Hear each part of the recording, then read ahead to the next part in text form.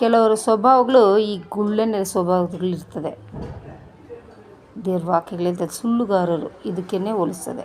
ಒಂದು ಯಜಮಾನನಿಗೆ ಊಟ ಕೊಟ್ಟು ಕಳಿಸ್ತಾರಂತೆ ಒಂದು ಕಥೆಯಲ್ಲಿ. ಆ ಊಟನ ತಗೊಂಡು ಹೋಗ್ತಾ ಇರಬೇಕಾದ್ರೆ ದಾರಿಯಲ್ಲೇ ಮೊಸರನ್ನೆಲ್ಲ ತಿಂದ್ಬಿಡ್ತದಂತೆ. ತಿಂದ್ಬಿಟ್ಟು ಇನ್ನು ಯಜಮಾನ್ ಕೇಳ್ತಾರಲ್ಲ ಏನು ಮಾಡೋದು ಅಂತ ಹೇಳ್ಬಿಟ್ಟು ಆ ಉಳಿದಿರೋದನ್ನ ಏನು ಮಾಡ್ತದಂತೆ, ಆ ಮೊಸರನ್ನ ಮೇಕೆ ಬಾಯಿಗೆ ಒರೆಸ್ಬಿಡ್ತಂತೆ. ಈ ಥರ ಗುಳ್ಳೆನರಿ ಸ್ವಭಾವದವರು, ಈ ಕೋತಿಯ ಸ್ವಭಾವದವರು ಈ ಲೋಕದಲ್ಲಿ ಇನ್ನೂ ಉಳಿದಿದ್ದಾರೆ. ವಾಕ್ಯಗಳನ್ನು ಓದಿ ನೋಡಿ. ಸುಳ್ಳುಗಾರರು ಯೆಹೋವನಿಗೆ ಅಸಹ್ಯ ದೇವರಿಗೆ, ಆದರೆ ಸತ್ಯವಂತರು ಆತನಿಗೆ ಇಷ್ಟಕರ. ಯಾವತ್ತು ನಾವು ಸತ್ಯವಾಗಿ ನಡ್ಕೊಬೇಕು, ಸುಳ್ಳುಗಾರರಾಗಿ ನಾವು ನಡ್ಕೊಳ್ಬಾರ್ದು. ದೇವರ ಭಯ ಇದ್ದರೆ ಅವ್ರು ಸುಳ್ಳು ಮಾತಾಡೋದಿಲ್ಲ, ದೇವ್ರಿಗೆ ಭಯ ಬಿದ್ದು ನಡೀತಾರೆ. ದೇವ್ರ ವಾಕ್ಯಗಳನ್ನು ಧ್ಯಾನ ಮಾಡಿ.